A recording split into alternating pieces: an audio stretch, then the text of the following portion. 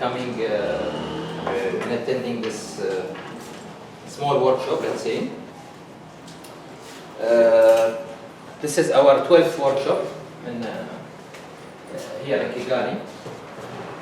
And this idea came from Mr. Emmanuel. He said that we didn't do anything relevant to leaders, even though most of our lectures they were about leaders and so on, but specifically leaders in a position of head of department, supervisors, managers, and above. I would like to ask guys who are talking the telephone, they talk outside so that they don't disrupt others. So I wait.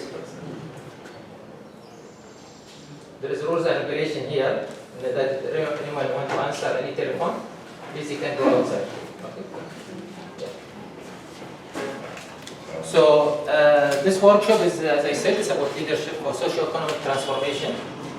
One of the most challenging things for leaders is really to have three-dimensional thinking, which means it is not vertical thinking, it's not horizontal thinking. Do you know the difference between this type of thinking?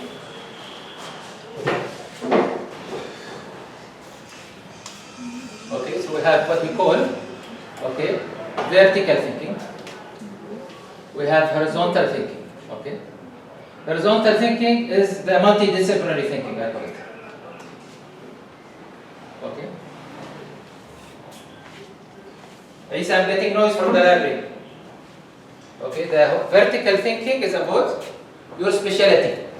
So if you are a supervisor, for example, in immigration, or supervisor in an NGO, or a head of manager of an NGO or something, mostly it is about your specialty. So for example, if you are working for youth, or you are working for children, or you are working for women, or working with people with disabilities, okay?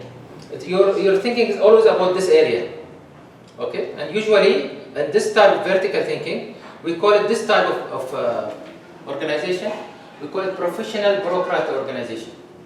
Means that the professional, the more he's a senior expert, he will be the head of the department. Example, in the Ministry of Education, mostly you'll find people that they are coming from teaching, right? In Ministry of Health, you'll find people that are coming from medicine or healthcare or nursing, okay? So this is called vertical thinking way of organization or leaders. And there is horizontal thinking, which is very rare in our developing countries. I come from Bahrain, and mostly we are called, all of us, called developing countries. We don't have this type of thinking, unfortunately. And I use this type of thinking to solve problems. Okay, because this is multidisciplinary. It means I not only see the things from the perspective of these professionals, I see it as a process. The process, for example, in healthcare, it will go through, for example, it will go to emergency, then it will go to lab, then it will go to X-ray, then it go. So I see the whole process. I become like the customer. Okay? So I look for customer, not customer satisfaction, customer delight. Okay? And this is where we call it the leaders who will do the horizontal thinking. Unfortunately, we don't have this. Today is not our topic about this. I'll talk about something maybe, unfortunately, maybe more advanced. Okay? And we should talk about this frankly, and we have many books about that, many papers about that, many lectures about that. But what I'm talking about, it is the third one, okay? So it is not horizontal, it is what we call, as I told you, it is the three-dimensional thinking, okay? And this is highly needed, especially if you're going to solve complex problems. Because a leader is not about position, right? When we talk about leadership, it is what? It's a character. So you might have, for example, a normal person, maybe he's even not supervisor, but he's the real leader. He does the connection with the people. He do the main two things for any organization. Any organization can succeed and fail for mainly two things. Okay? It have to be healthy and it have to be profitable. Even a family. Okay? Even CEOs everywhere, and we talk always about this. It has to be healthy and it has to be profitable. Healthy means that it has a proper communication. And this is the role of the leader. Okay? Profitable means it manages its cash flow, it manages resources. So always, let's remember this, because this is all the things that when you take the exercise, hopefully, this is a small workshop, It have to be healthy and profitable, as I said. Healthy means what I said? Resources. Communication. Yeah, okay. Healthy means that you are building a communication model within the organization. Profitable means it is about cash flow or it is about management of resources. Okay. These are very important for any leadership. Okay. Three-dimensional thinking, why we need it? Why I'm talking about three-dimensional thinking? Even though we did something about thinking before in workshop, and I will not talk about thinking in detail. I advise you to go and see our books, our library, and visit our library. We have one of the books called Sociology of Inspiring Life. Sociology of Inspiring Life. How people who can inspire their community, their society, the world, okay, they need to think and utilize their physiology, because God has given us our character different than the animals, and it depends on us how we utilize our capacity. Okay. Unfortunately, we come as a leader, especially those leaders, which is here. They always think about the formula of the capital-based economy. What is the capital-based economy formula? Supply versus demand, right? But these type of leaders, which is the horizontal and the three-dimensional, they think about different formula. They say, no, it's not supply versus demand, it's about capacity versus demand. Okay. So we are trying to raise the capacity within ourselves, not asking others to help us, and this is one of our problems in our communities. And we are always asking other people to help us.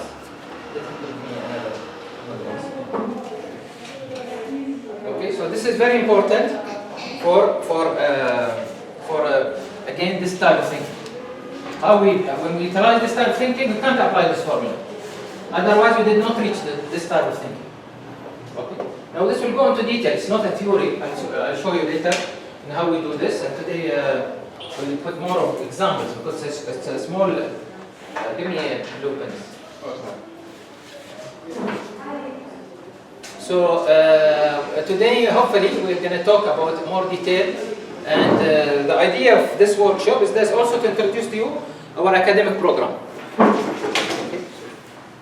Our academic programs is for master and PhD. So far, we did not get accredited. We're waiting for the next. Unfortunately, at the current time. But hopefully, we're going to start with PhD in Inspiration Economy and Master in Inspiration Economy. And then we're going to do also Master in Resilience Economy once we are accredited. And these are all, as you can see, most of these programs is not available all over the world. Okay, so this is unique program for us in CIAS. Because we have done many expertise around the world, we developed these programs and we tested these programs around the world, including we're going to reach to very important program later after maybe a few years, poverty elimination and women development. Not women empowerment for women, okay? Women development, which is totally different than women empowerment. We are available in 38 countries as the NOCIAS, as the International Inspiration Economy Project, which is one of our other institutes called the Inspiration Economy Institute, Institute for Inspiration Economy. IIE means Institute of Inspiration Economy. So for this 12th workshop, with me of course Dr. Emmanuel, we want to introduce for you first the characteristics that is needed in any leader in order to be capable, let's say, have the capacity to do the minimum socio-economic transformation. When we talk about socio-economic, also I need to clarify here, and later I'll talk more about details after he takes his part. We are talking about complex problem, as I said. Why we need three-dimensional thinking or horizontal thinking? Because it's complex problem. Complex problem means, what means complex problem, anybody? We have complex and we have chronic problems. Anybody, any difference? Okay, maybe this is about time that I don't know if you have introduced yourself to Dr. Emmanuel or not, but let me have the chance to know you guys so that I talk more in detail, applied examples. Okay, so brother, can you introduce yourself? Okay, thank you, sir. My name is Fred Utendesa from Ministry of Local Government. Ministry of? Local Government. Local Government, okay. Fred, the first name. Jean-Pierre Lipineka. I'm from the Ministry of Local Government. Hello, same. Okay. Pierre, I call you Pierre, huh? Yes, ma'am.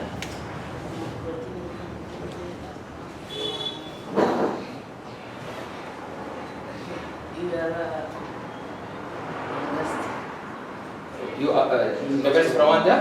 Ah, okay. You are teaching or you are a staff? Student, okay, welcome. Yeah, I am Alex Ngabe. I'm Executive Director of All Organization. NGO? Yes, sir. My name is Benny, but from Rwanda Social Security. Rwanda? Social Security. Okay, welcome. Okay. Social security is same as like the American one. I mean, like for the number, for the IDs, you check also the social development? Insurance. Some retirement, insurance, Okay. disability. Okay. Same as the American one. My name is Jacques Singer from Rwanda. From? Migration. Migration. You guys are giving us hard time? Allah, for us, forever. Okay, you introduce yourself. Not. Okay. Oh, no, go ahead. Okay, my name is Dr. Emmanuel Mshimulamba. Yes, I'm from the University of Rwanda and also here because I'm a leader here as a consultant. I'm in the faculty.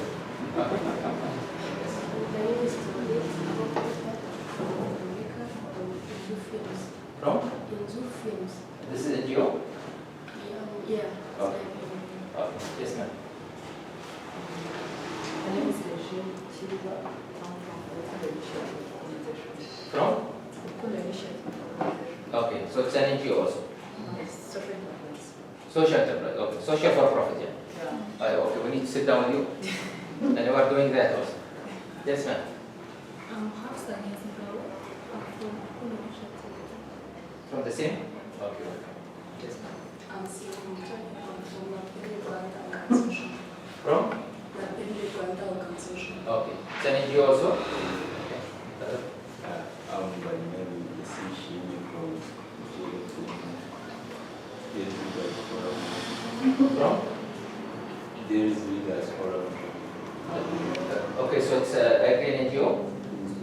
Organization. Again, can you raise this? Do you know what? What's leaders organization called? There is Leaders Forum. Okay. Okay, good. Okay. Okay, then what? Hi everyone, I'm the CEO of the CS team leader. Isa? Hi, Isa? it's my second time of introducing myself. Introduce yourself. Okay. My name is Isa. I am CS library team leader. Thank you. It's important, for example, for any leader. So now I can see we are a collection of, let's say, three types. We have the government, which is the most important players, of course, and also the NGO, and the private sector, which is all social for profit. We have some people, which is again they are semi-private, NGO. Most of you, I think, will be concerned for complex problems. Okay, and maybe you claim, or all of us we claim, we're trying to solve or eliminate complex problem. Okay, but we can't eliminate complex problem unless we have the three-dimensional thinking. Okay, means that we have more than we see the thing from different perspective. Okay, so for example, let's say you are about solving problems relevant to poverty. Okay, which is the most complex problem in the world today, especially, and it is persistent where in this region. Maybe okay, Rwanda is less compared to other sister, East African community or sub-Saharan, but still it is there. Sure. Okay. So how we face the poverty? Is it about education? Is it about healthcare? Is it about family stability? Is it about development in general? Is it about project? Is it about entrepreneurship? So there are many things. And sometimes you might be successful like Rwanda to eliminate what we call it absolute poverty in many terms, right? For that, Rwanda is one of the top countries referred to in eliminating, we are going that way. But you might have what we call relative poverty. Okay, people they're not poor, but they cannot afford to get access to internet, for example, or cannot afford to travel, or cannot afford to develop themselves. So still they are called relative poverty. We might have another persistent problem relevant to poverty, which we call it the need. We are writing a lot. Maybe you can see it in our publications and so on. Need is very important, and I have written a lot. I'm the leader in the world and the thing about needs. Need, if you want to write it down, I can remember it. That is people need stand in, okay, and always I market this in all my lectures, because this is the hidden coming poverty problem. Not absolute poverty, not relative poverty, but this is the persistent poverty problem that will come, and it will hit us a lot, because it's a socio-political problem, not only socio-economic problem. Okay? Needs stand for not in education, okay? Not in education, so not in education, not in employment, okay? Not in training. How many people that you know in Rwanda, for example, that they are needs? I claim, and at least out of 10 people, always in Rwanda, there will be at least 4 people, they are not in employment, not in education, not in training. Means they finish university or finish high school, but they are not working, and they are waiting for working, or they're working in a job that is not relevant to them. But they had to take the job because there is no other opportunities. Or because they did not discover, and that's not to blame the government here, they did not discover, they did not have the capacity to discover other opportunities. But again, it is the role of the NGO, the government, the private sector to build this capacity. And this is why we say it is complex problem. Okay, as you can see. So sometimes you close a fire here, complex problem means it open a fire in another place. For example, number of dropouts from schools. It's going to create another poverty, right? So you solve a problem here, you give them housing, you give them medical insurance, right? You try to create a business, but the number of dropouts is more increasing. So this is another problem, okay? So for that, complex problem means it needs to be tackled from more than 3-dimensional. We say minimum 3-dimensional, okay? So this is very important for us. Should that open the window? For air, some air. Listen, open the windows. So this is why we say it's a complex. Complexity means complex problem. We have what we call, also I told you earlier, complicated problem. Okay? Okay? Oh, sorry, a chronic problem. Okay? Chronic problem means that it will need not only, dimensional thinking, sometimes it doesn't work with that. What it needs the resources. Okay? Here vertical thinking works. And it needs time. It needs resources and it needs time. Okay? And here, most government people, successful government, they work on chronic problem. But tackling complex problem, it has to be these 3 parties together, usually. If you don't think that these 3 parties they can solve, government cannot solve poverty themselves. Private sector cannot solve it, NGO cannot solve it themselves. They need this collaboration, okay? Chamber of Commerce, Ministry of Education, NGOs working with youth or with women. All of them, they need to collaborate to solve a specific problem in a specific village. Specific problem relevant to poverty in a specific village. And then they create a model. This is why CIAS is here. This is our goal. Now we bring models, we bring the partners together, we initiate, we give some seed funds, small seed fund, so that we create the model, and then we publish about it. Because also for us, it's a good story, that we need to create a good story. So what Dr. Emmanuel is going to talk about is about this type of leadership, and how we need a leadership that thinks about complexity, think about chronic problems. They have in mind that they cannot do it themselves, okay? And because also they need to think horizontal way. They need to see the process. They should not see only their specialty. Okay? Yani for example, we see in many developing countries they send doctors to, for example, opening a health center in a certain village. Okay? The doctor, what he will give you? The vertical thinking, as I said, no? Because they are professional bureaucrats, remember. the physician I'm talking about, you will see it only from certain perspective. Okay? But you have to bring with him nurses, you have to bring with him, admin or managing team, you have to bring with him the NGO, the village leaders, so that you can ensure the success will create a good outcome. Because leaders is about outcomes, it's not about results. Results is for managers, for supervisors, for life. But wherever you are, if you call yourself leader, it's about creating outcome. Outcome means impact. Impact means legacy. Okay? Means that the world can need to learn from this story. This is a real leadership. Okay? Because as I said, I'm not talking about a position. A minister sometimes he will work as a supervisor or manager. We'll have a minister of any department or ministry, but he will look, his mind is about checking on his people. Are they coming? Are they attending? Are they doing the paperwork? Okay? This is a job of supervisor or actually, you don't need all those people to attend physically, unless your process is relevant to that.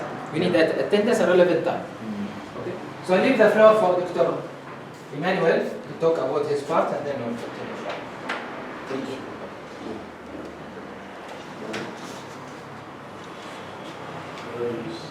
Yes, yeah, this one.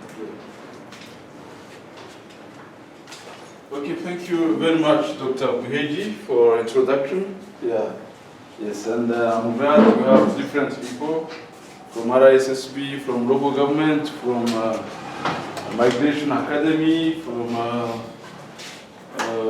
different corners. Maybe there are some other who came a bit late. Can they introduce themselves quickly? Yeah? And we shall maybe mix that a bit Kinyarwanda, because I think many people speak Kinyarwanda as well. So don't worry about it, you should share. Yes, yeah.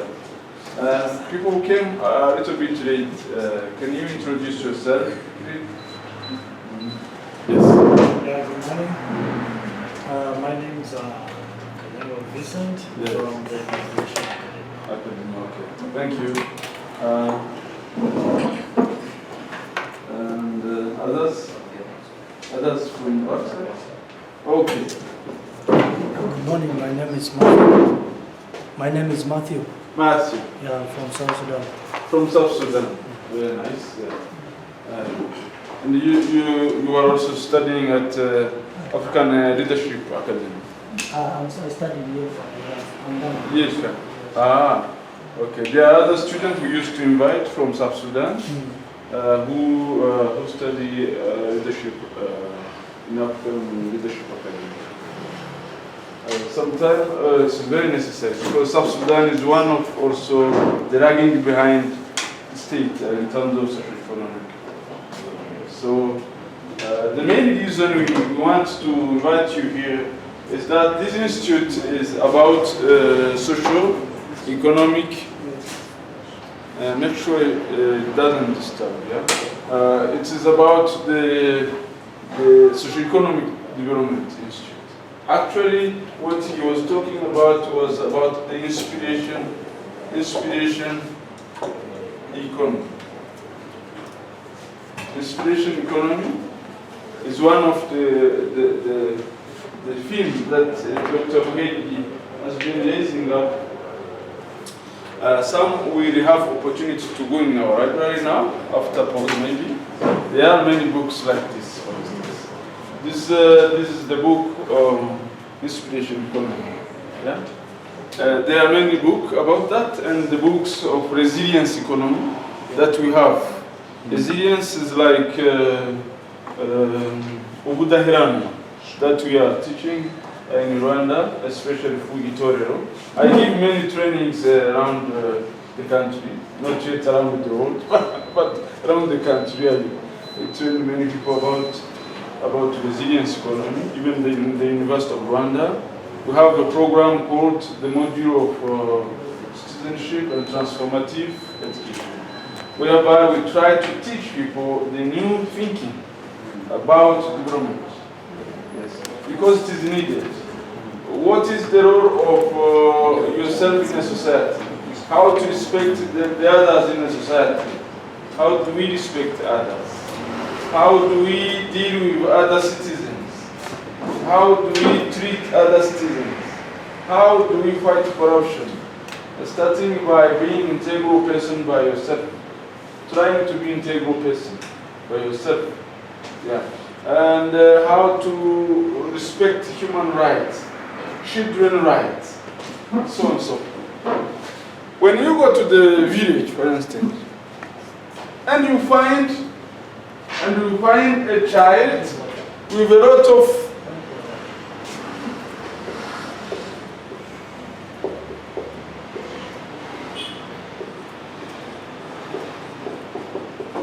and he is 9 years old. Will you be happy? If you go to the village, you find a child, yeah, with 9 years old. 9 years old. You will not be happy. Actually, me myself, I have met with a young child with a heavy equal imizumuam ataje atosha kugenda. That's the fashion, that's the fashion, that's the judo. Namwe ngendo bwire mama wawe aje kwisenyera. So I took the burden over him. I fought them and I told him to go to tell mama to go to fetch to find wood for energy by herself. Seriously, that is my type of person. Fortunately, Yarakumena he was with elder brother. The elder brother had minimum, but it's okay. He took it home. But the child went home without any wood over his head. Another day, I find a child at the average of my child. She was studying at level 3 primary school. Normally 10 years, yes, old. A girl. She was working in what is this?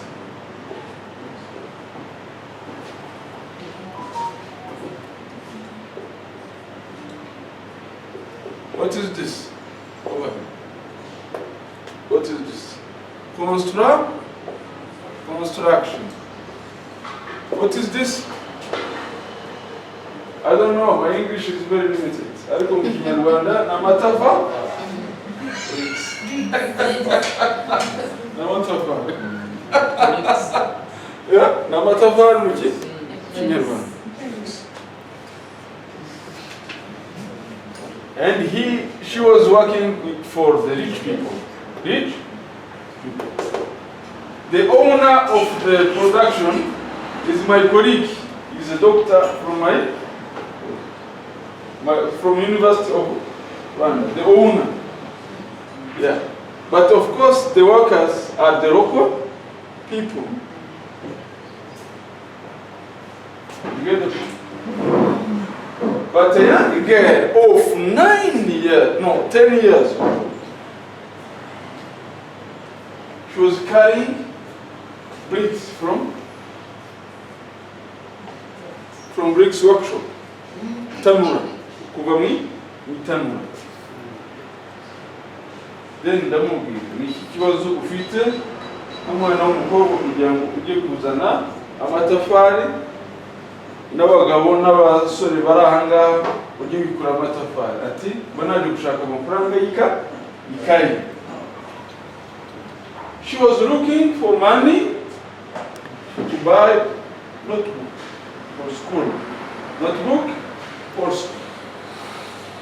And that is when I decided to start working on socio-economic issues. Well, I studied political science and political economy actually. I studied the governance and development from the University of Antwerp, Belgium, but PhD in Leipzig about political economy, mining sector, regulation. But I started to work on socio-economic issues in Rwanda especially, because it is my society. So we invited you as readers, and I decided to invite mostly top officials in this country, including NGOs. People from NGOs, anyone? Anybody? Okay, okay. From which NGO? Corporate organization. Yeah, and?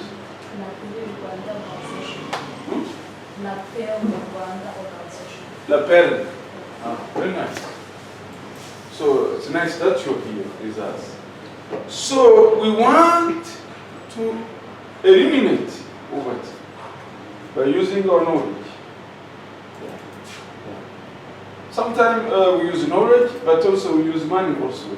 He has a lot of projects with NGOs, but in which he uses money also to give money so that they can start. So I think we need to think about alleviating poverty.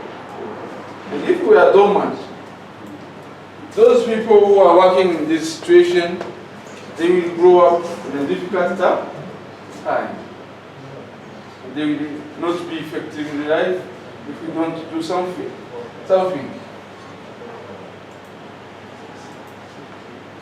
And when we discussed then about the topic, in our last workshop in November, we find that there is a lot of problem of illiteracy in Rwanda. Kutiga, illiteracy. Who can tell me the level of illiteracy in our society? Yeah? Literacy, literacy is 77, right? So illiteracy is 33%. 33% of 12 or 13 million, how many? Calculate, I'm telling you. I forgot the numbers. You can tell me now. That's 3% of 13 population. Yeah? How many? How many, brother or sister? If I need an answer, More please. than 3.5 million. Almost 3.5 million not educated person who cannot read nor write.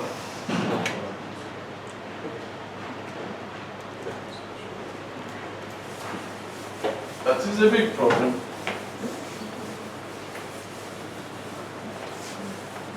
Even though much better than the rest of Africa. Yeah, of course, South Sudan. South Sudan, I think they are less than. But East African Community region is the least educated worldwide. Igice cyose cy'Iburasirazuba cya Afurika y'Iburasirazuba nicyo gice gifite abantu benshi bakize ku isi. Literate in East Africa.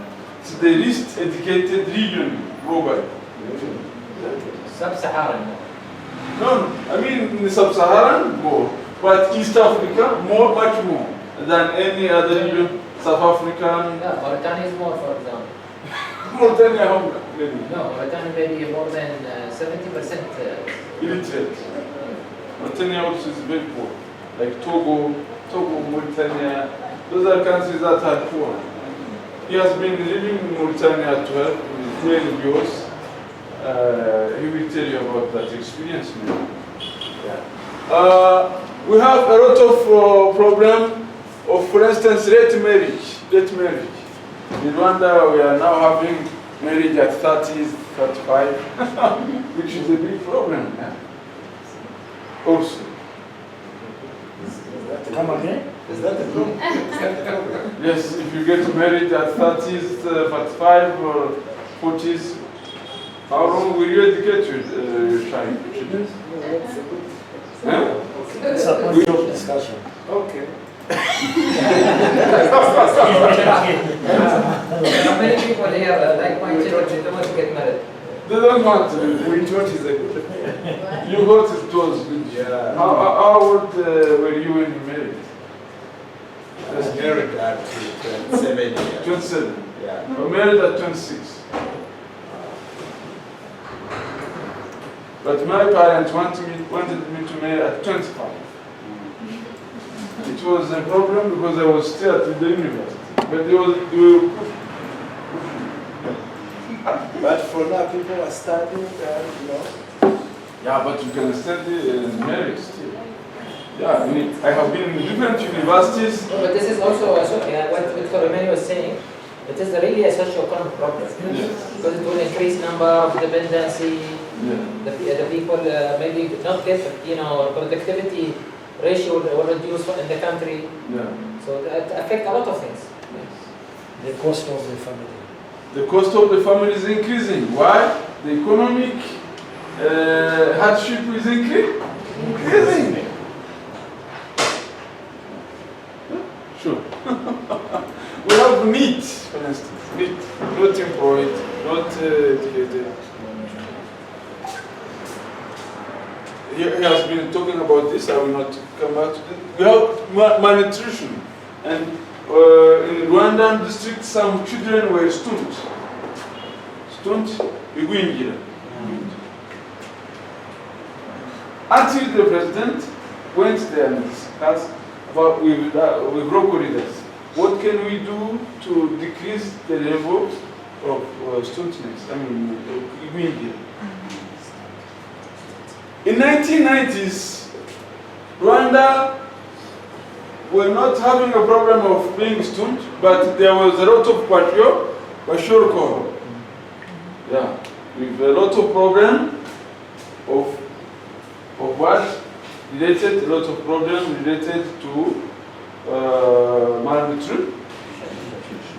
Now there is no kwashiorkor. Many government officials and religious officers and NGOs tried to teach people how to cook a balanced diet. I remember nuns and whatever were very proactive to teach women how to feed their children, even their husband. That was a very good point. But now we have a problem of being stunned. And the region like Musanze, there is a fertile region in Rwanda. No fertile region may be like Musanze, but many people were stunned. Children. Why? Because malnutrition. What can we do for such a situation? And we had a lot of problem with lack of access to facilities. Lack of access to facilities. Why is it necessary that people could have a nice road? Why is it necessary that people could have good education? Why good schools? Why people should have good utensils at home? Dishes, cups, and whatever. It is necessary for better life. So those are things that we need to discuss. When we talk about access to facilities, electricity, for instance, if you read one of our paper with Dr. Bheji on self-sufficiency of Rwanda, you can download it online, by the way. Yeah. It is called self-sufficiency. If you click on Google, self-sufficiency, Rwanda self-sufficiency.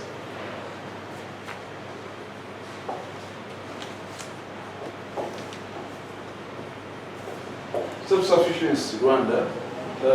And you click Mushimimana or Bheji together. You will find the paper. It's a very nice paper. You can find it on Google and download it for free. Self-sufficiency in Rwanda, we see that electricity is not yet enough.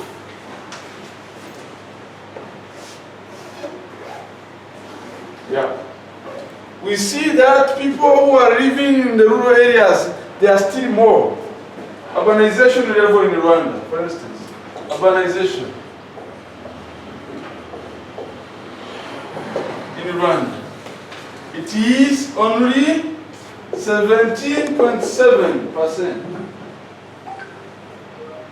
17.7% means that Rwanda is mostly a rural area, village.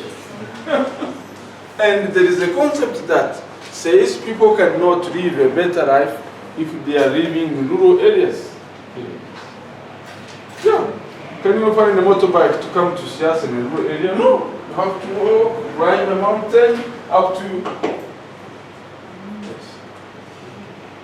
But I think also, in my opinion, Yes, sir. I think also it serves another purpose, right?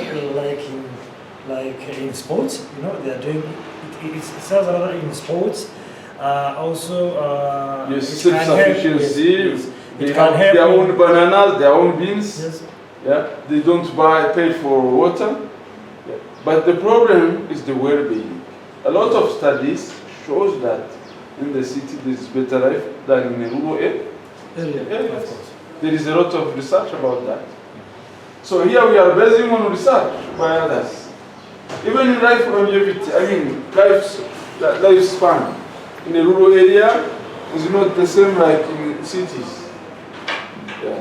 People in the rural area die faster than in the cities. Yeah. So many policies that existed before, for instance, I need attention for people from mineral, for instance.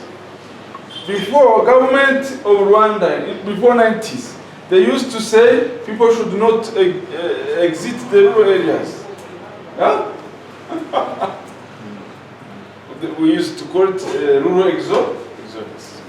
Yes. And they used to say, okay, people should stay in the rural area because the government was not inspired. We need to inspire government. We know our government is well functioning and inspiring, but we need to inspire it more. And we will not get tired about it. That is why we started with you, because you are one of the key policymakers and implementers. People now need to change their mindset. Before, the government used to say, oh, people should just stay in rural areas. If they come, we will not find somebody to cultivate. Now we have to change the course. How can we urbanize the country? How can we urbanize the country? Urbanization.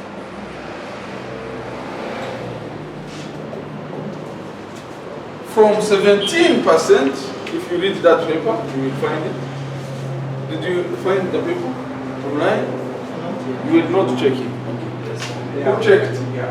Self-sufficiency. Okay. It is a very nice paper. I wrote it with Dr. Buhedi. Since he brought me, we started working on self-sufficiency in the African development labs. How can we upgrade Africa in terms of thinking and development? So this is one of the production we are glad we published recently. We should benefit it and start using it. So Rwanda urbanization is still low. This is a problem. The access to internet, industry 4. The access to internet, the industry 4, is still a problem. Because many people don't have internet, even don't have access to telephones. Now the government of Rwanda decided to spread out the technology of internet and ICT in rural areas, but it's still difficult to some extent. But with companies like Airtel, like MTN, people can have access to phones for roam, cell phones for roam, at least to increase the number of people who can access telephone. Yeah, you get the point. Who can access the telephone. And it is important to do so. Like you have had during a program, people also should have a telephone and the other stuff like that. We increase the pace. For instance, if for instance President Kagame could not introduce Giringa, the liter of milk now could have raised up to 2,000. But with the Giringa program, NGOs, companies, leaders, because the president initiated it, everyone wanted to contribute to it and give cows to poor people, which contribute to their life, but also to the life of the community entirely. If we didn't bring Tubura, for instance, the cost of maize could be high. Cost of beans. Tubura means those who are not familiar with that program, Tubura means the increase of yield with new seeds. Sometimes genetically modified, of course, but at the time also with a new type of mixture of seeds. It happened in cassava, it happened in beans, it happens in soya beans, and What's it called? Tubura program. Bora. Tubura. It's a government program supported by different stakeholders. Tubura. To increase the yield in agricultural sector and land consolidation and other stuff. Yeah. But when we talk about, for instance, the human development, we need to increase the citizen level capacity of thinking, capacity of thinking, yes, capacity of acting. See, because you are readers, most of you came now very early, even some came even before me. I found one lady who came before me. I came at 9, 5 minutes, but she was there. Where are you from? What's your name? From? Bukundo Initiative. It's an NGO also. Social for profit. Social business. Ah, what do you produce? Game. Game.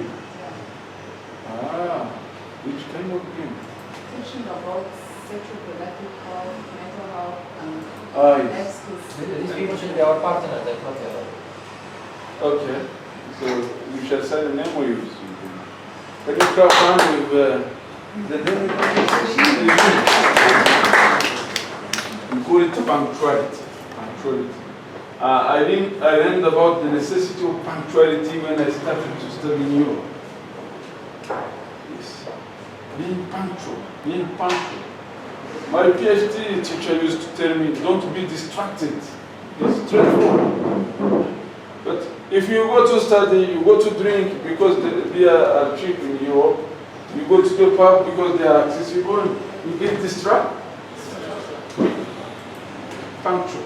And I liked how you were very punctual. You came here at 9 o'clock, yeah? Well, you should blame us, yeah?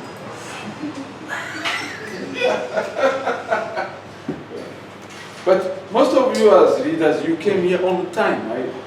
Everybody here came on time. And I was happy.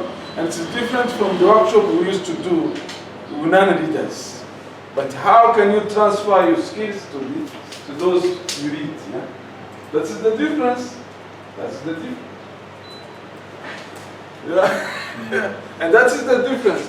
Because here we talk about infants, toddlers, preschoolers, grade schoolers, teenagers, young adults, middle age adults, older adults. He's very skilled, Dr. Buig. He's very skilled with different economy, adult economy, youth economy. I'm not. But I know that every level matters in terms of human well-being. Government of Rwanda initiated, for instance, ECD,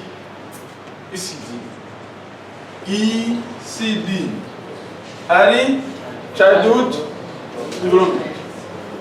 The government started to think about the development of infant,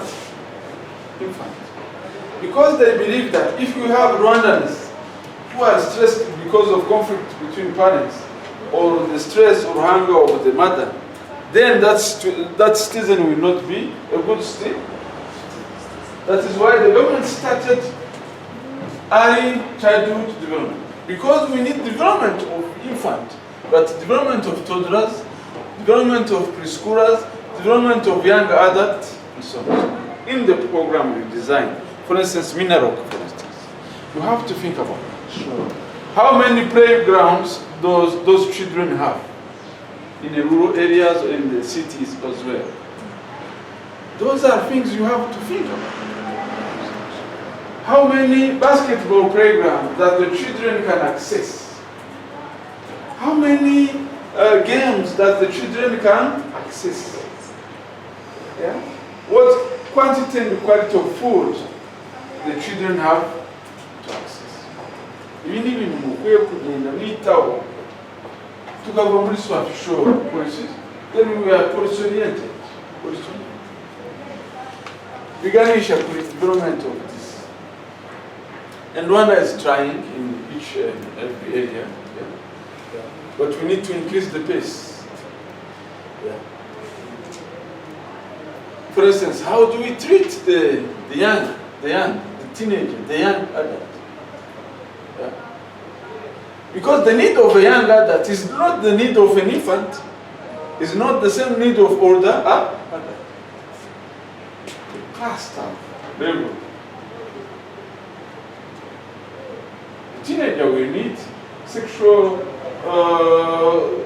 oriented skills and discoveries. How can I behave at my age, for instance? What are the facilities? How can we manage them? And there is a lot of program about that. The government of Rwanda and NGOs, for instance, say, okay, we limit the level of access to beer to young. We need to limit the access to sexual abuse online, or pregnancy. We need to avoid, for instance, HIV in the universities because they are very young. So they started to think about giving them free access for those who cannot sustain themselves, condoms, for instance. Yeah. It is not a good option, but it is the least among them. Free access. When I was studying at the university, most of the young people were having free access to preventive tools, for instance, condoms and whatever. But this is thinking about young and teenagers. But when we talk about older adults, for instance, RSS, you can. I'm glad you are here. Yeah? Thank you.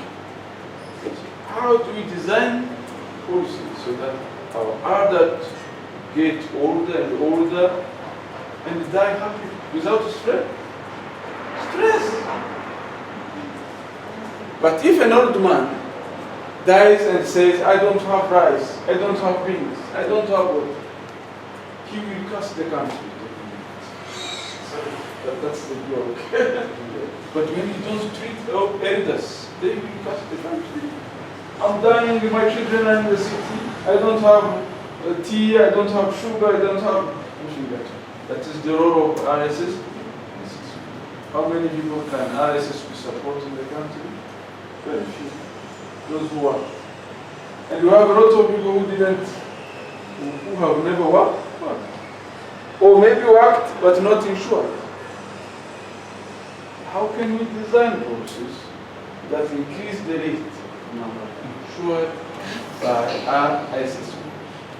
For instance, in Europe, in Germany, at 60s and more, sometimes you don't pay taxes, transport. They said everybody with more than 60 or some age, they are free, exempted from paying any bus. It happens also in the country of origin. They have to pay. Lots of facilities, they are cheap also. Yeah. This helps to think on people, basing on age.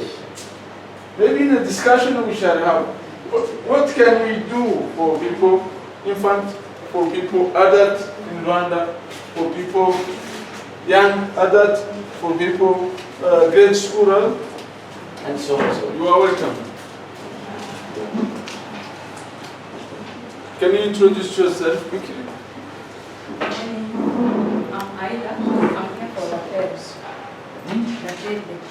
I'm needing an Aida. Aida, where are you from? And you? Rwanda. La Perde. La Perde, the same right? Yeah. Yes. I like the name La Perde. Okay. Perde is very Very nice.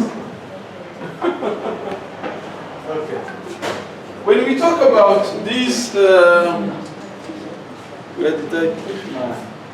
Okay. When we talk about these things, then we talk about leadership. 20 minutes, huh? 20 minutes, yes, thank you. I will be done. And then they have a coffee break, we proceed after. Very good. And this is a model of Rostov. Rostov say every society have stages of development. Stages of development. We have traditional society, we have precondition to take off, drive to maturity, and then we have high mass consumption. Most of Europeans think they are in high mass consumption, and they think we are here, traditional society and precondition to take off. You see how we are in a big problem? We are not there. We are trying to catch up. Ariko you say in ibitabo by'abashoborazi n'abarimo gukora kuri case bakombe bavuga ko babona case zigaragaza ko bakiri mu traditional society. Kandi natwe ntabwo turi kera kuvayo kwijana imihoro itemana iki yarabaye nta hano mu Rwanda. These are signs of traditions. Traditional society and traditional society who think they believe in taboo things like that, yeah? If I meet you in the morning without washing, that is bad luck of the day. Yeah. Those are traditional societies. Rationality is limited. Amatiku, kurogana, uribaza umuntu ushaka kurobinka kuko ikamwa neza. Cyangwa mu rutoki rw'umuturanyi ko utamukunze. Traditional. That we have been changing this course. Indeed, we have a very good leadership in Rwanda because Rwanda wants everybody to no more difference. Yeah. Marginalization, hating people without reason, yeah? Kunenana, guhezanya, gushyira hasi. That is why I like, actually, sincerely, I like the leadership of Kagame. I do that. Why? Because he has many people to think beyond the box. Beyond the box. Before Rwandans were marginalizing each other, I remember I was interviewing a person one day, and the person told me there are some category of Rwandans who were not allowed to take a cup of milk and drink. Either they take it for you, you drink but you don't touch it. Marginalization, discrimination. Kind of. But now, they will tell me now, okay, we even have cows, our own cow. But we don't touch even the cup of milk. We even distribute milk to others. That is leadership. Inclusive leadership. That is why I like the Rwandan leadership now, because it is trying to include people, different. And that is a very good point. So when we talk about this stage, we need to be catching up. How can we increase production? How can we increase trade dividends? How can we move from one level to another? And that is the point. So how then leadership can trigger these changes? That is what we need to think about. Yeah? And leadership deals with people. Changing their mindset. He has written a lot about mindset. But what I want to talk about mindset is that we need to change the thinking, the way of thinking, the way of thinking. If I can try this, can give it a production or not? How can I increase greenland in the city? How can I increase tourism opportunity in the city? How can I increase business? How can I increase agriculture? These are mindset change. Mindset change. I told you I have a PhD, but most of the people from my region didn't go to school. Why? My home region is rich in tin minerals. Even in our land, you dig, you find tin. You know the price of tin on the world market, remember? $20 per kilo. And some children say to the teacher, no, I can pay you, teacher. How can you call me to come and rent? I can even pay you because he has grabbed some kilos of tin. And they don't go to school. But my mother was pushing me to go to school. At my teenagerhood, I went to meet with a tin company leader. I wanted my own concession actually. And I was saying that to me. He looked at me and he said, I was good at you, but I will reserve for you one after you finish second at school. I said, are you sure? You agree on that? He said, I'm sure. It's okay, I'm going to finish. I will come back after 3 years, make sure my concession is guaranteed. I was very zealous young man. Not like this time I start to be old now. But before I was very dynamic. So I went home, I continued to study. When I finished, my mind changed. I had to go to university, and I left mining. But mining was still in my mind until I did tests in mining irrigation. The whole stuff. You can find it on Rhinos. Free access to the irrigation of mining sector in the East African community. In the context of globalization. You can find it on hopefully. So I analyzed mining in Tanzania, Uganda, and Rwanda. Yeah, but that was my passion to do mining. But I wanted to go there before. So they tried to change my mind, but peacefully. They didn't beat me, but okay, please, young man, try to finish school. Yeah? That is an example of leadership which changed my mindset. How can you change my mind? Influencing them. Triggering through leadership by example. That is what we call ethical leadership. You lead people by example. If you want people to do not be late, you come always on time. On time. And they will learn from you. Yeah? If you want people to have love, family love and kindness, you invite them for dinner. If you invite them 2 times, next time they will invite you also. You lead by being example person.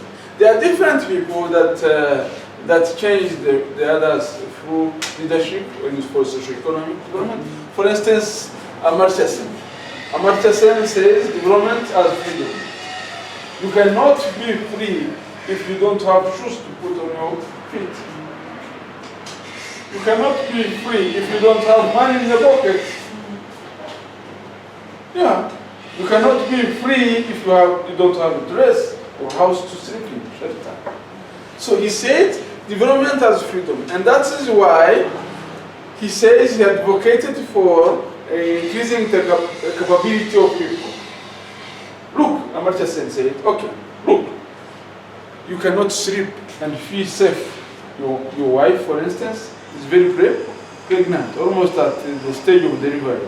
And the hospital is in 5 kilometers, and you don't have a car, you don't have a bicycle, you don't have people to carry him. Oh, no, to carry her. What will you do? You will not sleep the whole night? So you are not free. And to give infrastructure to people is to give them capability. That is what he said, capability approach. In this context, Rwanda said, the government of Rwanda said, train the local health readers. How do you call them? The health readers, the health advisors. They train them, they are not educated, but they train them to treat malaria, to treat the weight of children, to see the weight of children, to analyze the strengthness of children, to give advice to pregnant women and so on. They can even orient people on how to take medicine. That is about capability. And there is another one who called Mohammed Yunus.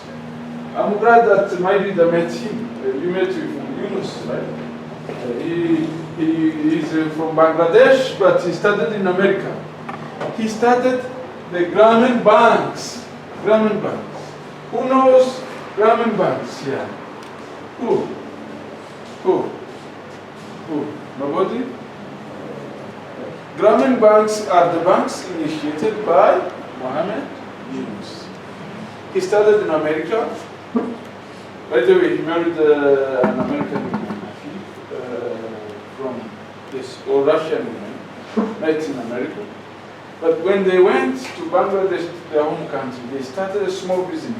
They used to give $50 or $45 to each woman, poor woman. Go and start a business. Go and start a business. Go and start a business. Go and start a business. Those women started their business and the bank flourished. The bank flourished. The Grameen Bank. He got a prize, a Nobel Prize.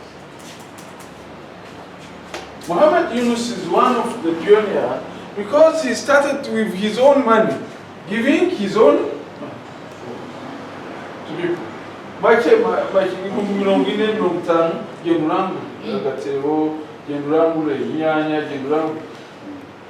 Ubu ni banki yamaze gukwira Bangladesh no mu Rwanda irahari. Nahuye n'abantumba bitare bakora muri Grameen. Ubumenyi bari bakora microfinance issue.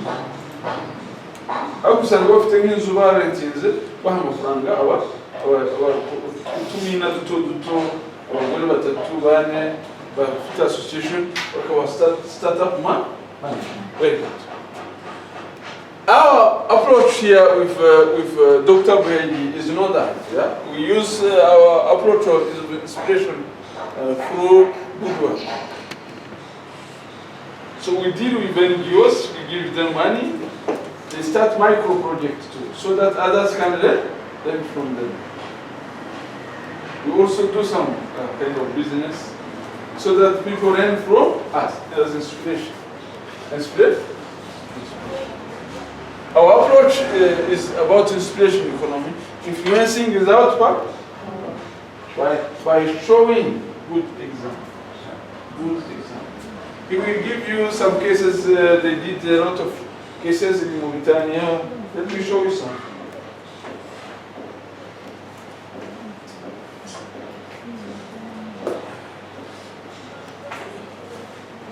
What is this? What is this? Yeah. Huh? What is this? Limongoro. In Rwanda, limongoro is where you keep milk. Yeah. There is nothing inside. But when I say this, what is this? Thermos flashes. No longer anymore. In Rwandan tradition, they have type, but without metals. This means for tea or whatever. But it was for me, for us. But do you know, this was SIAS project in India.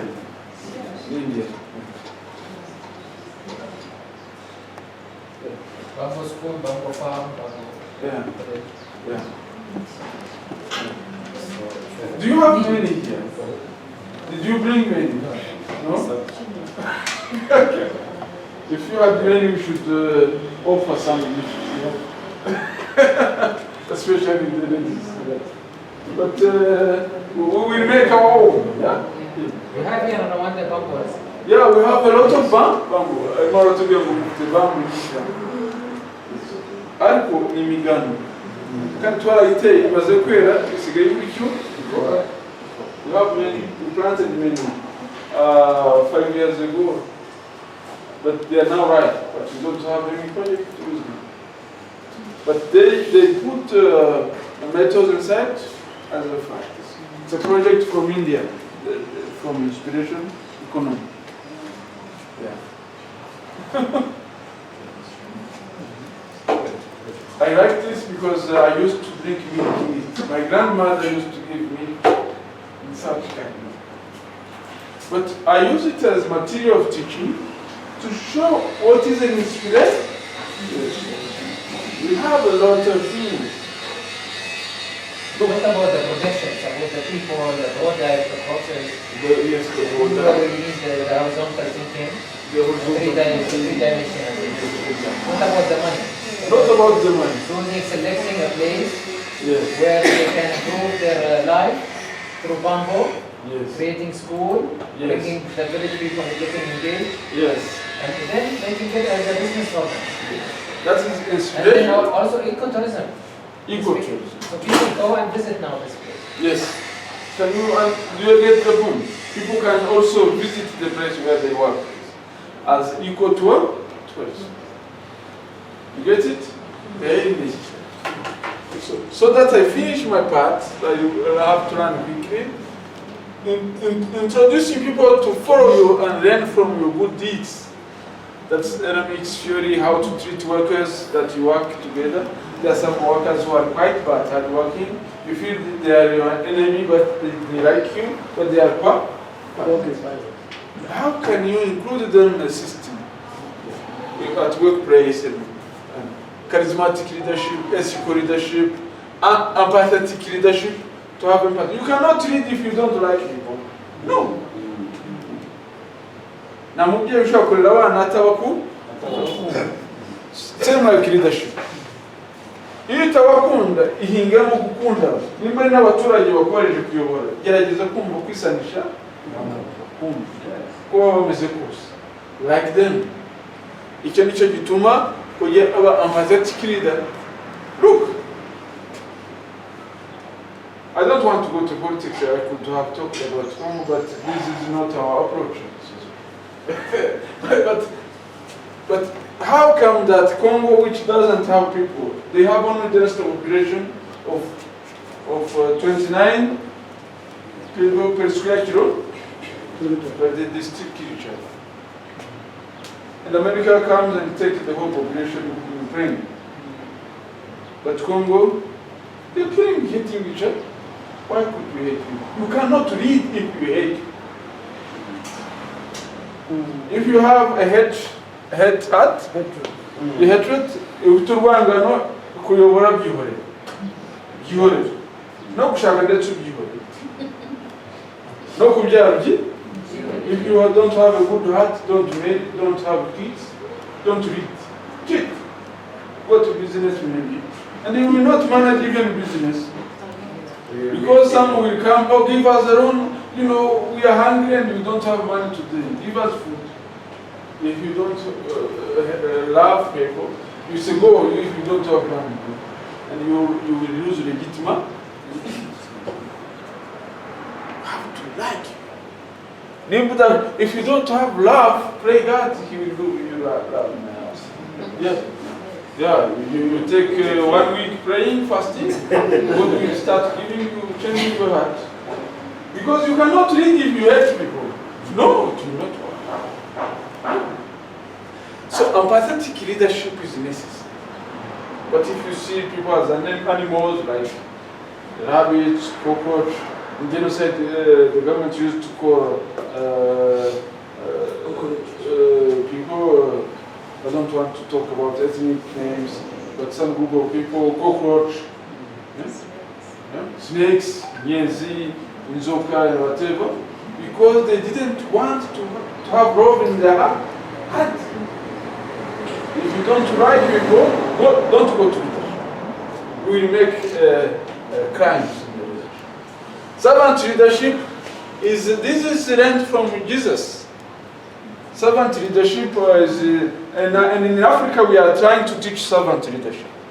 In Minarok, you have to say how can you increase servant leadership. You do such seminar in Minarok? Rwanda Leaders Fellowship. Fellowship? Yes. You sometimes join the Rwanda Leaders Fellowship. You have Rwanda Leaders Fellowship? No, we used to join it sometimes to upscale that kind of leadership. Yes, yes.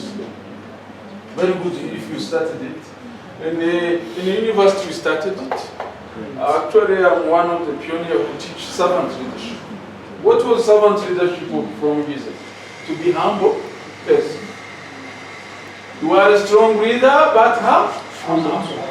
For instance, you can be astonished when you see Guy playing with us the volleyball down. Yes.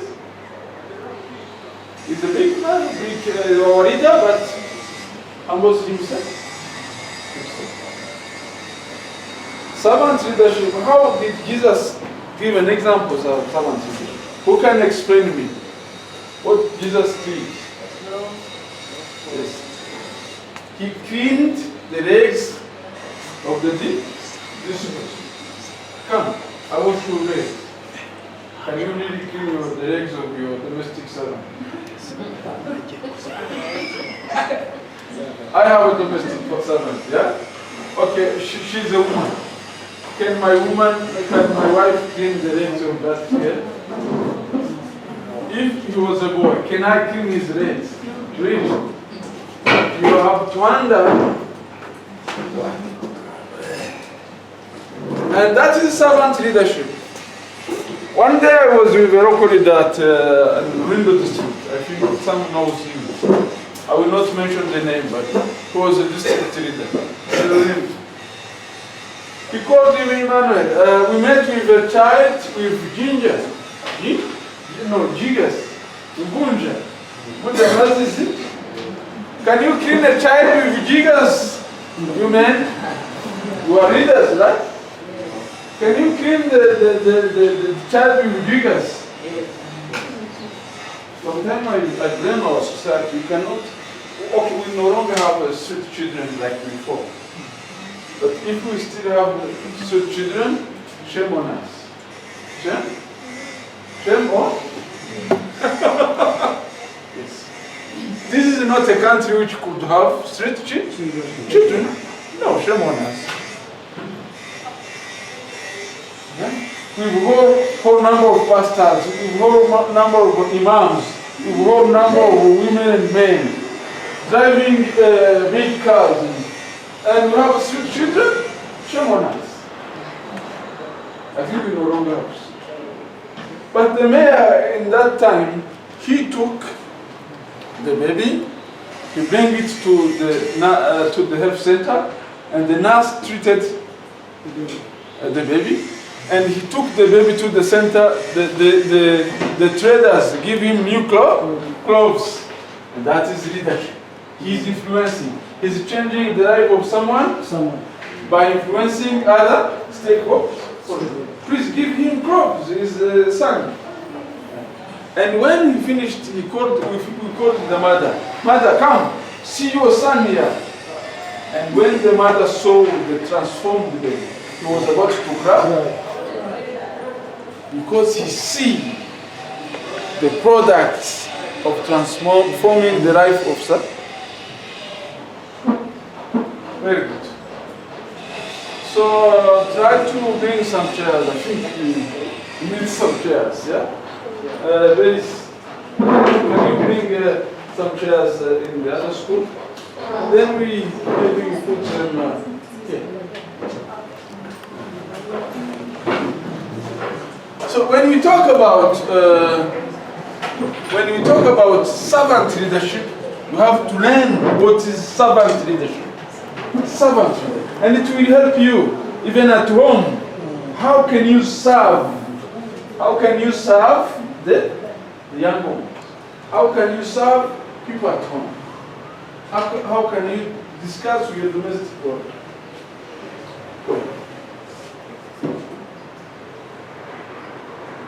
The way you treat people is the way they will treat you. If you hear that a domestic worker has killed the children or mistreated the children of the boss, it means he was also mistreated.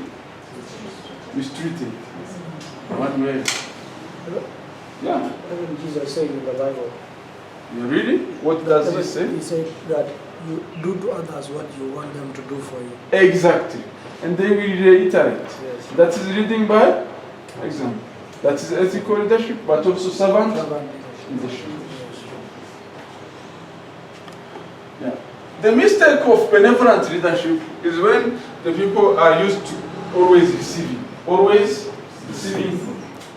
That is the mistake of benevolent leadership. When a leader is always benevolent, giving, they will always wait. Nobody will work. Yes. They will bring for us water. Even our dad, when he comes after work, he will go to fetch us water. Kids say, Paparaza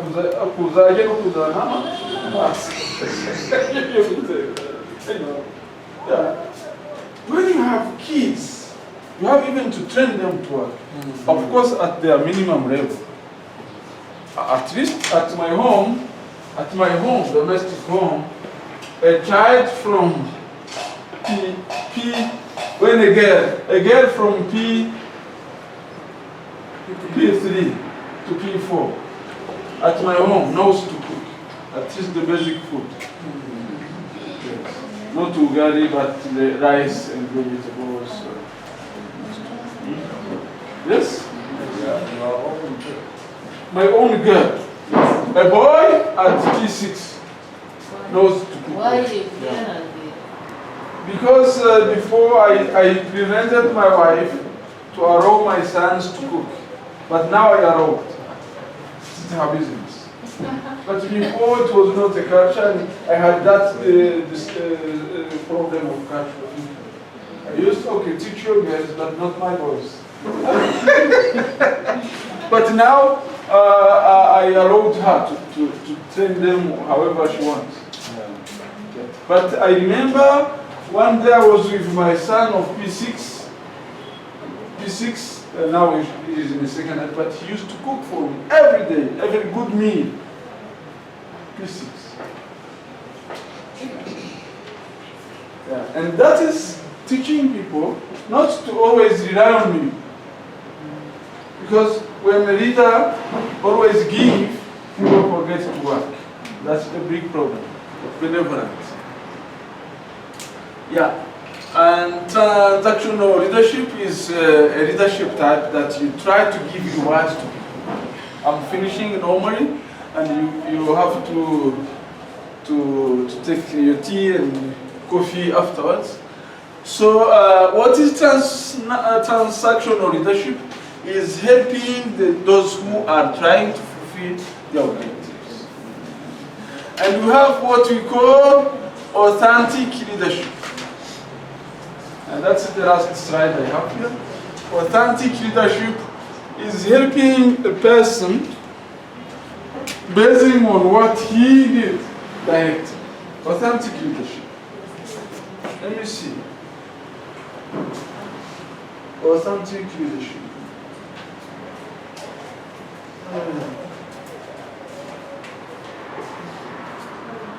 Authentic leadership.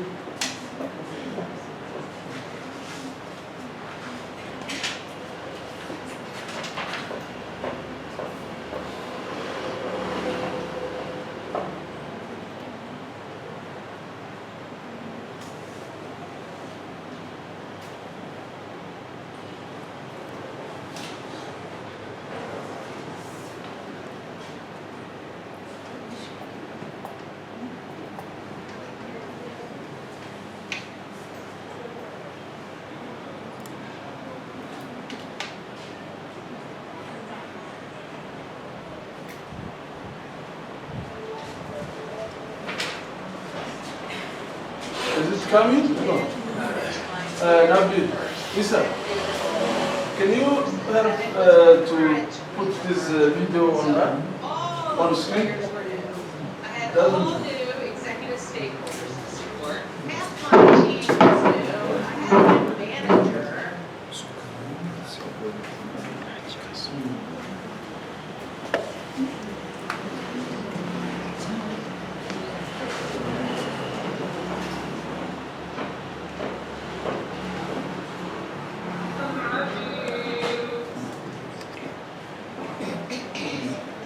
Okay.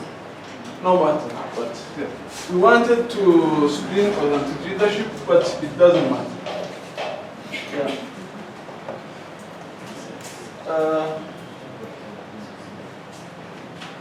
Let's see.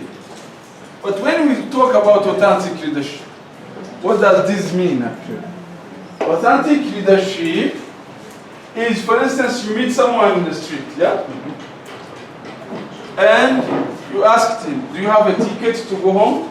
Maybe a student who came late, yeah? And he say, no, I don't have ticket. So you take your money and give him direct. That is what I wanted authentic leadership for you to do, if you can. So that is what authentic. We have to finish now. Okay, so we go for tea break. But authentic leadership is helping a person directly based on his need. Okay, you find two students in the street, too late at night, at 6. They don't have where to sleep. You say, okay, would you mind to come to sleep at home? They say either yes or no, and they come. When they come home, they will sleep there. But they will learn that when they will mature, they will also welcome others to sleep in their place once a week. That is authentic leadership. How many of you have been training people, young people, to take food and to give to poor people? How many people have been helping others in need directly?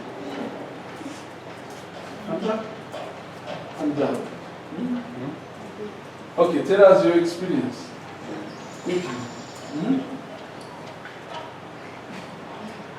So firstly, we are given the unprepared water.